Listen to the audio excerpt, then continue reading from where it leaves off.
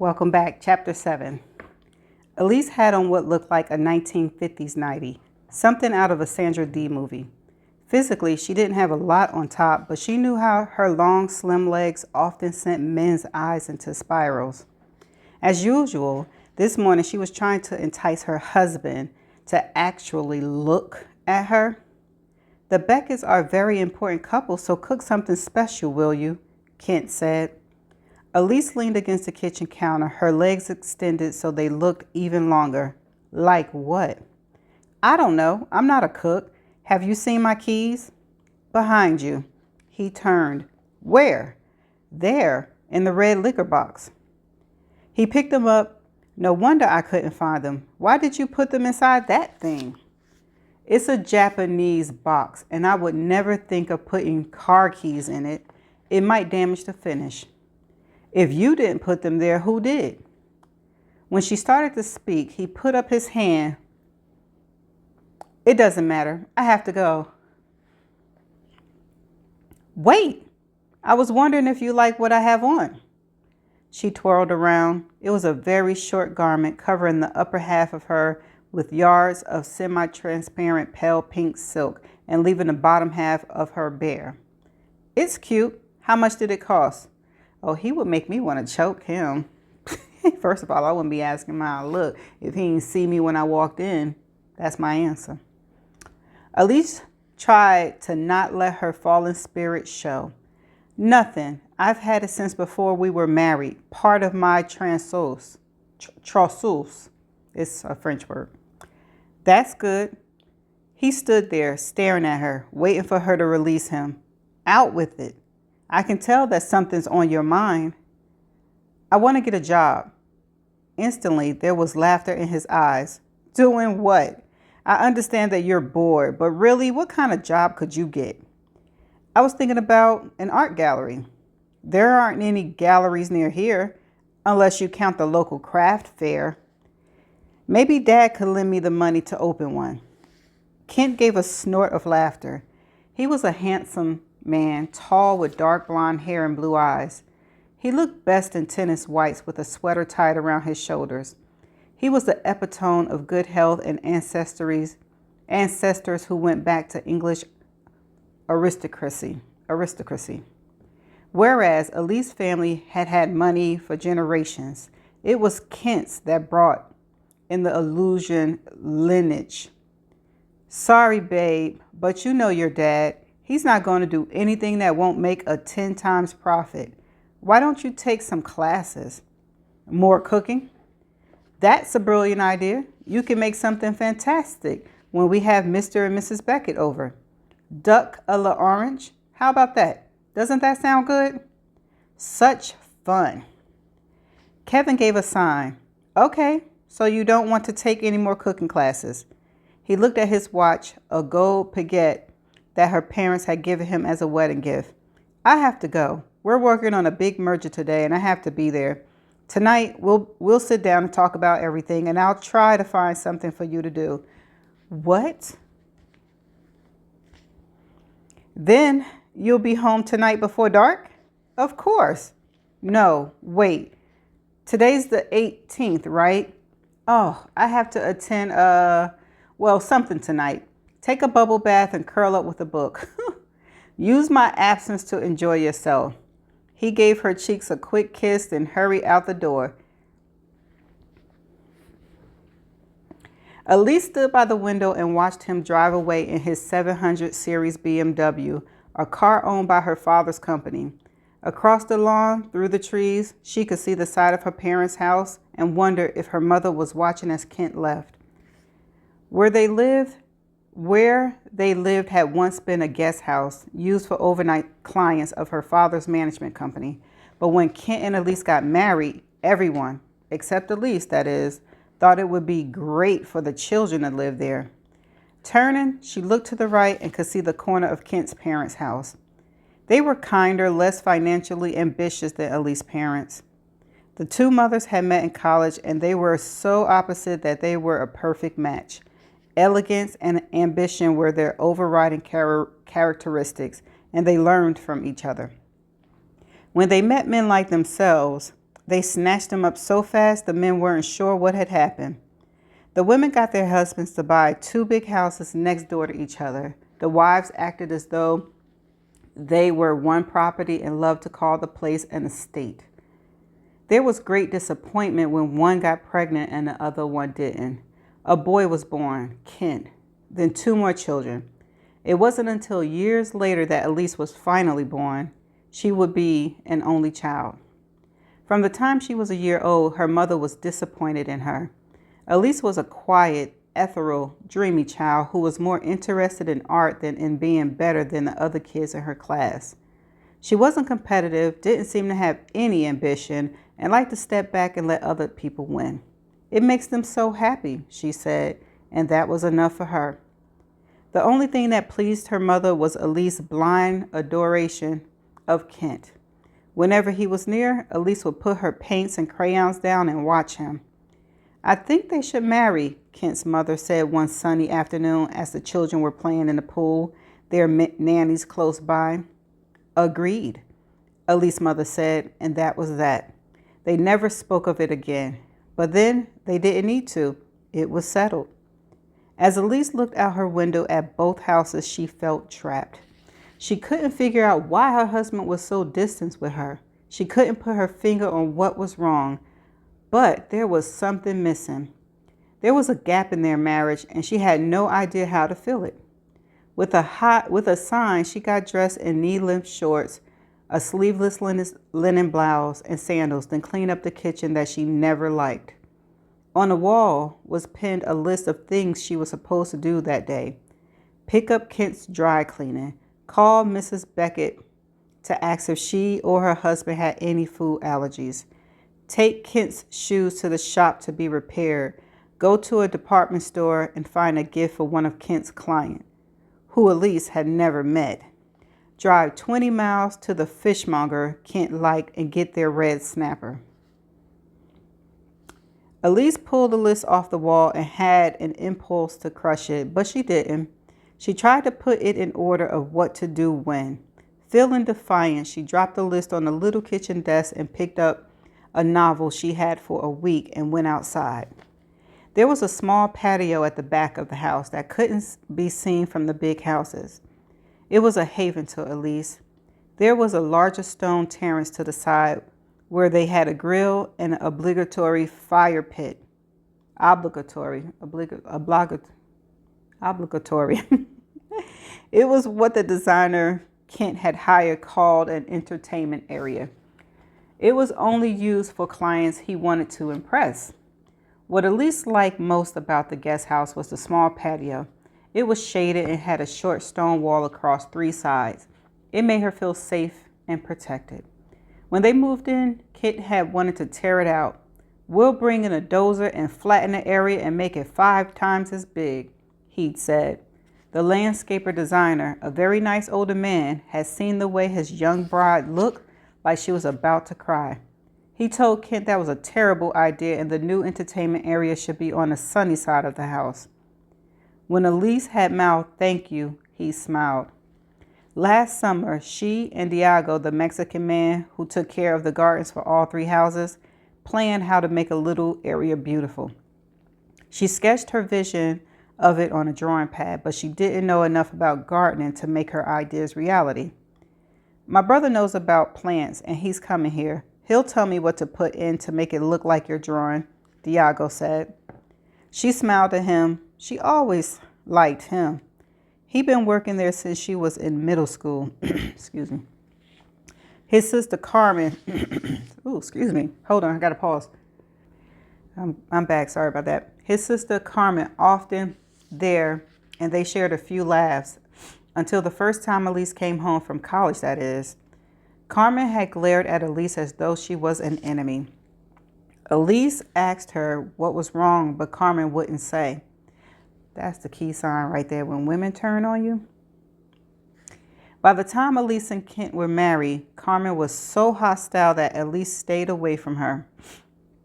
Late last summer, she and Kit returned from a trip that was supposed to have been a second honeymoon, but he spent most of the time on the telephone. While they were away, Diego had finished her little patio. The beauty of it had cheered her up considerably. "These are lovely," she told Diago as she touched the vines that trailed down the low wall. "You are a plant genius." "It wasn't me. My brother Alejandro did this." "Tell him thanks for me," Elise said, and went back inside the house. She had to sort out the household accounts and take care of the mail and do the laundry and go to the grocery, and she had to do all of it. The rest of that summer, she'd been overwhelmed with all the things Kent gave her to do. Dinner parties, barbecues, and Kent's clients stopping by for cocktails. Sometimes she got fed up. "Why can't you take them to a restaurant?" Everyone takes them to restaurants.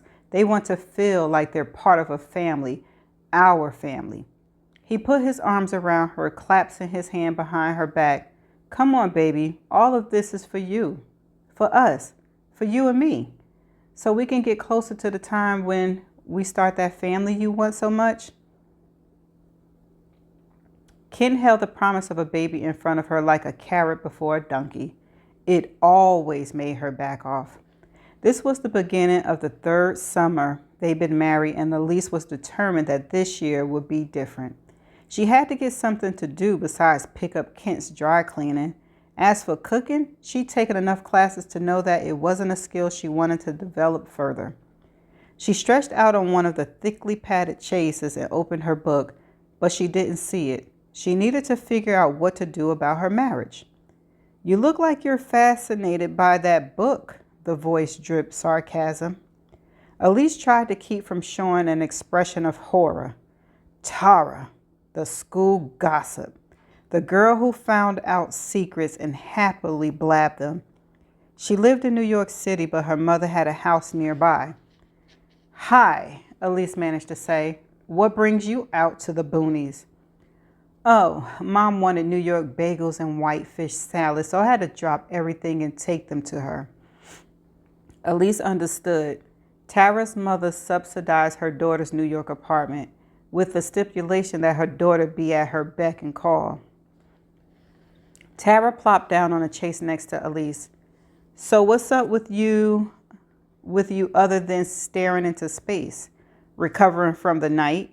With a hunk like Kent, you must have a great time in bed." Elise gave what she hoped was a mysterious smile.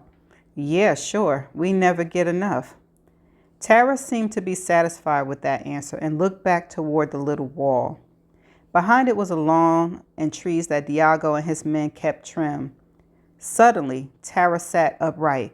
"Good Lord! What was that?" Elise looked but saw nothing. "I don't know. Sometimes we get foxes, but no. Him, the man." "Diago? One of his men?" "They're the gardeners."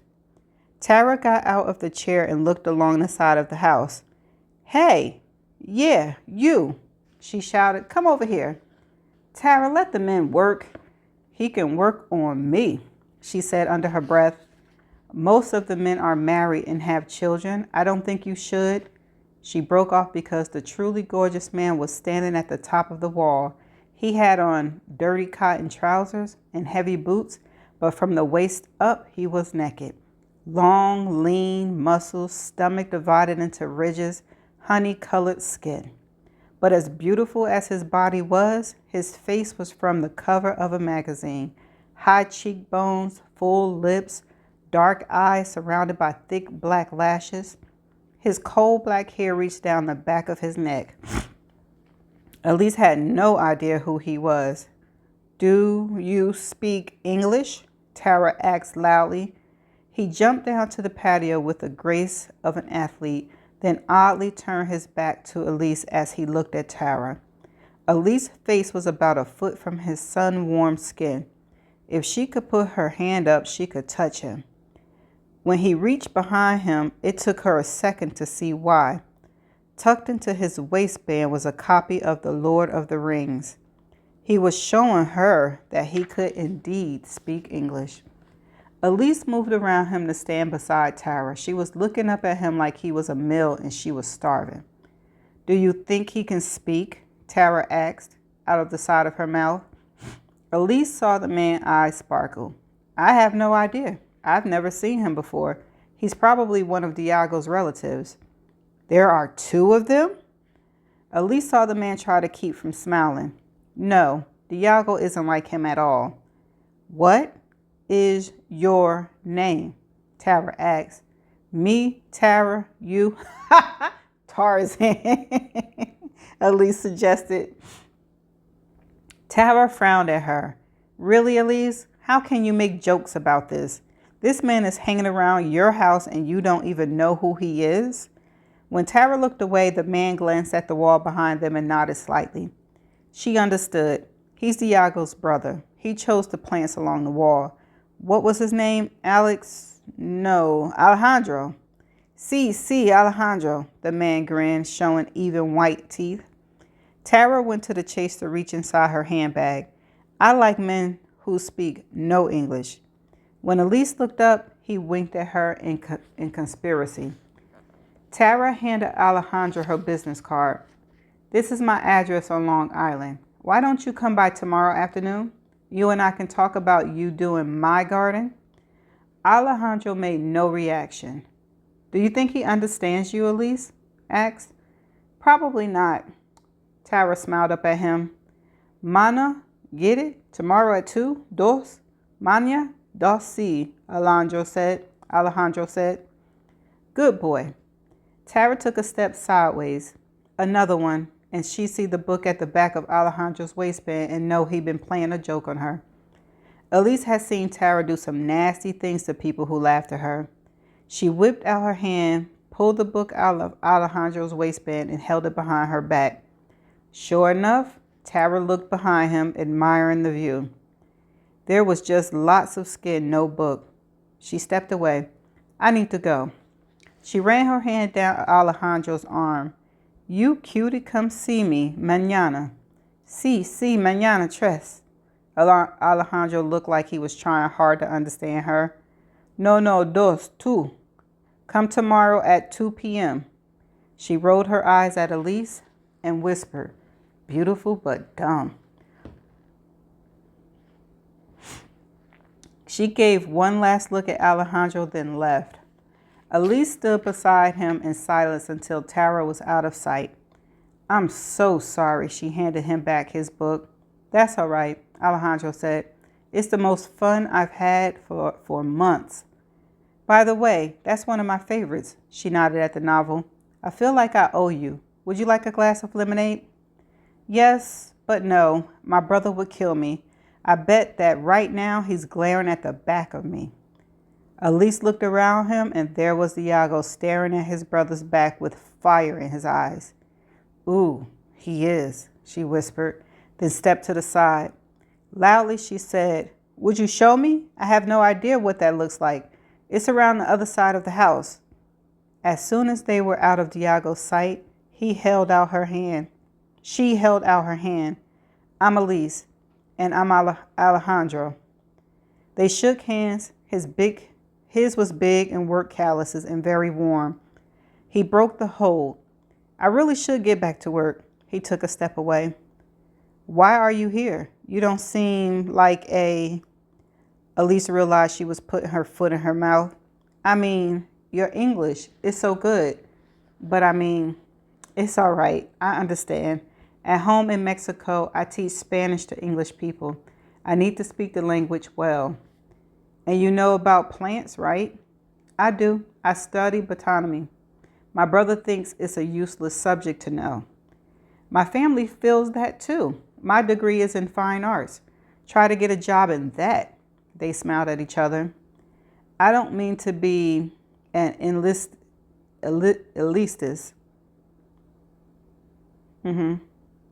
I know the word, y'all. I'm just having problems with this, pronouncing it. But if you have a degree and a job, why are you here? She raised her hand to indicate the garden. Doing this. I must reveal my secret.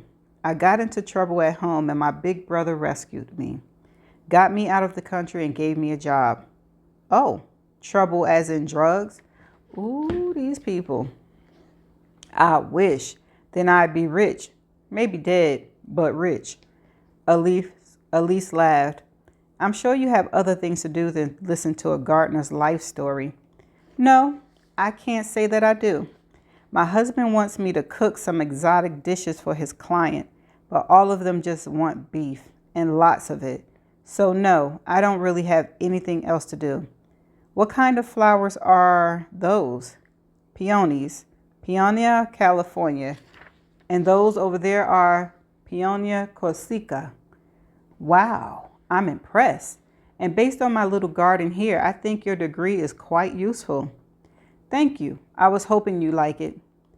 His eyes really was extraordinary. I should have studied domestic management.